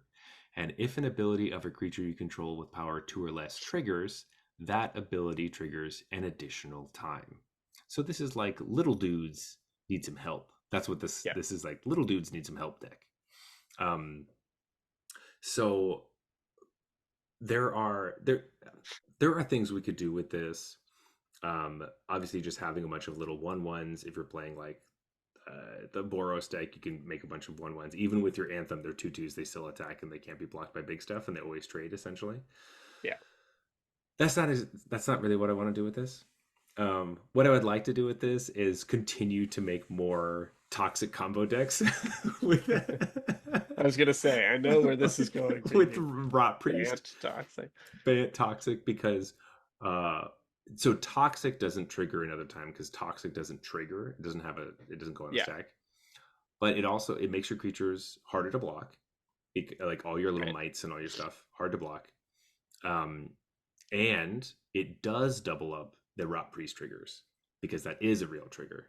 And so right. you get to combo off faster. Um Yeah, Obviously this card is not a toxic creature, which is so you'd only probably play maybe one or two of them, but I right. definitely like it. I'm Isn't excited this for it. card just like insane though? Like, It isn't is. this card just really good? Like, even just what if you play like any of these cards that what's the like Where Fox Party card? Oh Doesn't it yeah, just come in and exile two things? it does that. Brutal Cathar does the same thing. Yeah, Um, I'm and not he sure has like how the Skyclave one would work with this. Like, does it give you back two tokens? I don't even know. But yeah, maybe. Oh, that sucks. Oh, that would like, not be good. if it Um, die, like the other ones, all if they die, they give both cards back. But mhm. with Mentor, I guess it would give you two tokens. Yeah, so you get four tokens because it would come in, steal two things, and then when it would die, Yeah, it like would bring would two it would things trigger back again, plus two right? things. They'd get four tokens. I don't know if that's true, um, Anyways, that's what I was wondering. Like, is this good? Skyclave? but no, this card with Brutal Cathar is also obviously Ridiculous. Yeah. ridiculous. And then there's just a bunch of like, what's the when you attack and if the creature's bigger than you, or then you get, Hmm? um, oh god, there's a mechanic that if you attack with a creature that's bigger than you, then you get a counter. Oh, yeah, yeah. Training, Right now, if I attack with like a 1/2 with training triggers twice, but it checks twice too, doesn't it? but like this Um, would make the both triggers happen. But like the other creatures, let's say a 5/5, right? sure, then it would get two counters. Right. Even though after the first one, or sorry, let's say it's a 2/2. After the first one, Mhm. it's now 3/3, so it technically should qualify for this. But it does because at the time of the attack, it's I think the trigger I think with training specifically the trigger goes on the stack and it checks another time. That's why training kind of sucked because it didn't just give you counters. You had to like yeah, I'm just saying, like, let's say you have a 5/5 and a 2/2 with training. mhm. If this is out, it would still be a 4/4, Yes. even though it's kind of a scam because after you train it, it'd be a 3/3, and then Delny shouldn't be helping a 3/3. Oh, right, right, right. Oh, gotcha. Now I understand. Yeah, But yeah, yeah, yeah. Because Delney doesn't like three threes. right. Um, I don't know. This seems really powerful because like there's just a lot of low to the ground white based creature decks that mhm. kind of make their money on the creatures having relevant abilities. Yeah. This makes that two mana flash creature make an additional token. Yep. Um, Yeah, stuff like that. so little, Um, this yeah. makes the guy that gives everyone flying, it gives everyone flying twice. So Oh that's my pretty sweet. God. Holy shit. I know. That's double flying? Flying. Yeah, that's like they're much higher though. So you Yeah. can't block double flying. Yeah. I don't know. When I read this card, I was just like, oof. This is like there's a few cards in here that I've been like, man, these low to the ground white based aggro decks are getting a lot of love in this set. I definitely agree, and I'm here for it. So even one that like draws a card every time you play one, like an enchantment. Yes, I like it. I'm here for it. Might be Borosing, man. It might be I Borosing. mean, yes, Bor. I'm obviously going to start with toxic first, and then we'll come back to Yeah, reality. yeah. Once you realize that like that deck just like is Hmm. not very good. I don't know what you're talking about.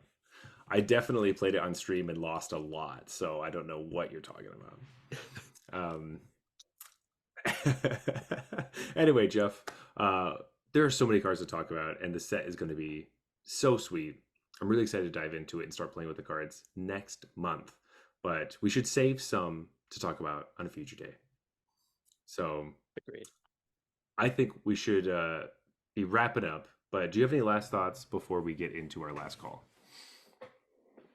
No, just set looks sweet. I saw a lot of hate for it when I was watching, the Twitch stream Right, of right. just like how lame all of these mechanics were, and I was like, I have the exact opposite feeling. I think they're Hmm. all really cool and they're gonna play really well. So I'm excited. Uh, Agreed. I understand when things can seem uninspired, but like that's what people said about Surveil as well. And Surveil is just really nice mechanic that's just Hmm. showing up everywhere, right? It's like, oh, it's just changed. It's like slightly upgraded Scry. It's like, yeah, Yeah, it's great. they figured it out. Yeah. That's what this whole thing is. Oh, all right. Well, Jeff, it's been a while since we've had to rate two different beers. This is kind of Yes, crazy. I know. Um, but let's get into it. So we are going to rate these beers on a scale. These beers. I'm so sorry. We're going to rate these beers on a scale from bronze to mythic, just like the tiers in Arena. And as always, this has nothing to do with which tier you are in currently. It's just a fun way to rate beers. So don't feel bad when we say that bronze beers are trash. They're horrible. You can't drink them. You have to spit them out and pour them in the toilet. Silver beers are bad or just boring. So macro brews are silver beers. Yep. Gold beers are fine, but you won't really drink them again. Platinum are solid. You will drink them again. Diamond beers are exceptional, and you will show these to your friends. Mythic is the best of the best. These are like, what's the opposite of banned toxic? Oh, Anyways, they're the opposite of wow. banned toxic. Fucking so rude. Uh, anyway, whatever, Jeff. Do you know which beer you're going to pick for this evening? Yeah. Grab it in your hand. We're going to say it on a count of three. Three, two, one. Sticks. Sticks. Obviously. We Yeah. knew this off the bat. Just Oktoberfest Marzen beers is what we like.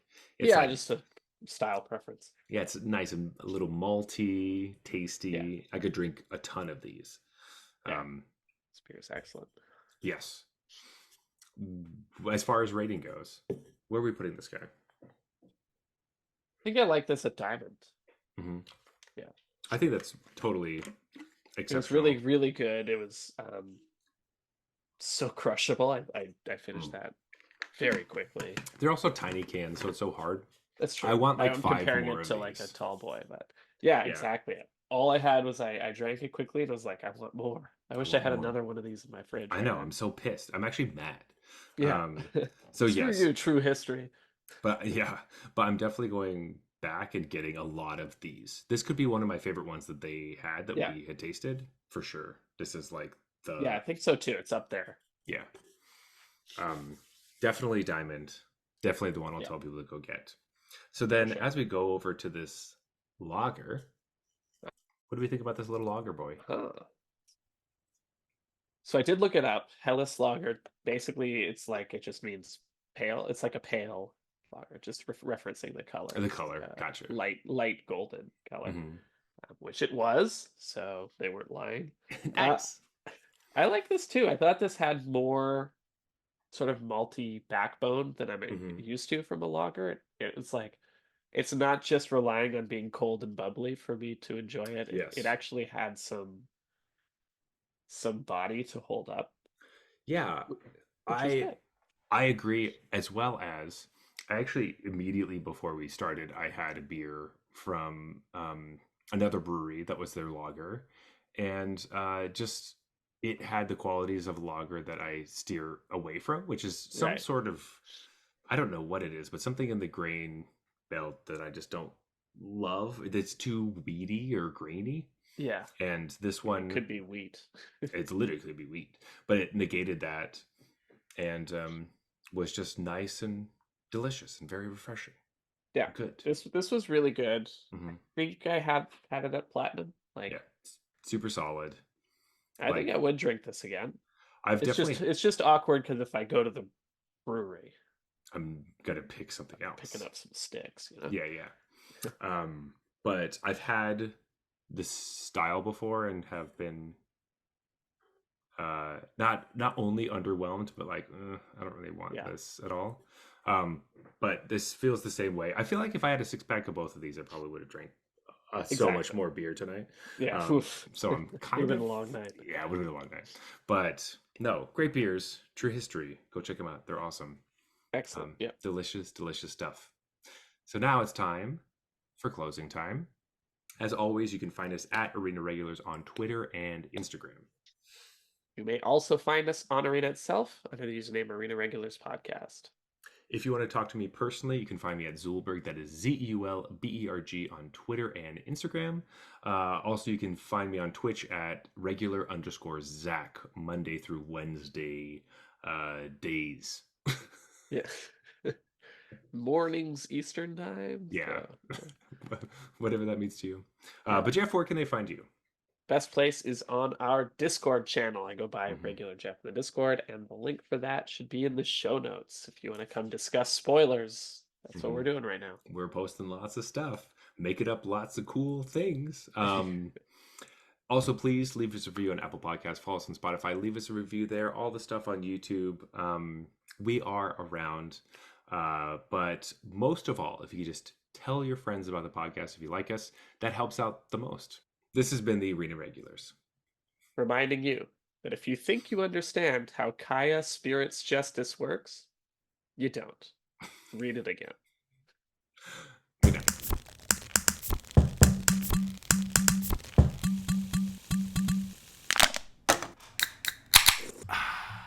All right, that's fine.